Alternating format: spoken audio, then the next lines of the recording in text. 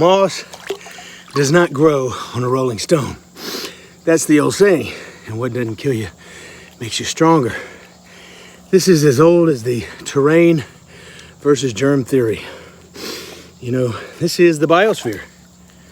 You hear all the bugs, you hear all the chiggers, the gnats, the flies. That's just on that level. On the microscopic level, it's even more so. There's bacteria and virus everywhere. The key to survival in the biosphere is to have a healthy body. Now, unfortunately, a lot of people out there neglect that.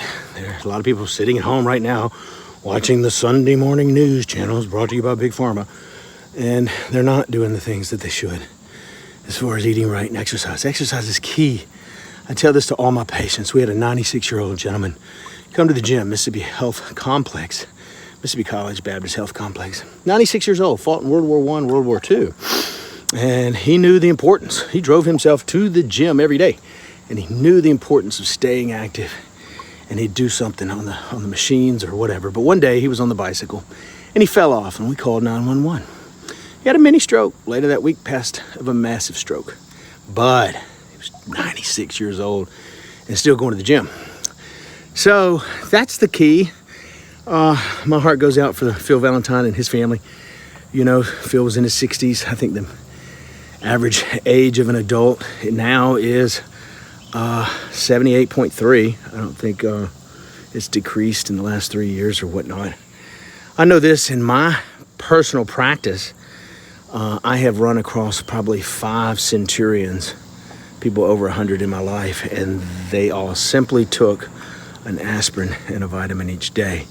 Now, the last one that I admitted as of recent, she was on some blood pressure medicine, but the other 4, an aspirin and a vitamin each day. Eat right, drink plenty of water, exercise, and seize the day. No one's promised tomorrow. I've had friends die in car accidents. My mother died in a car accident, and I'm not making light of cold and flu. The fact of the matter is, when I was a kid, I was hospitalized 1st, 2nd, 3rd grade in an oxygen tent with major pneumonia.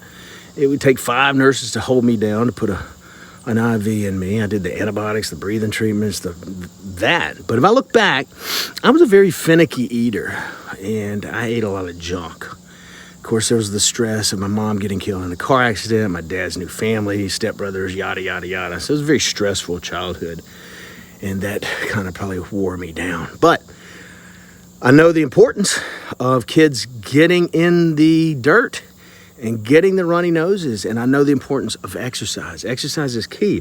Our lymphatic system that controls our immunity actually works on movement. It's not pneumatically controlled like our cardio system is, or our bloodstream. You have to actually be in movement to move the lymph around, and the lymph is where your immunity starts.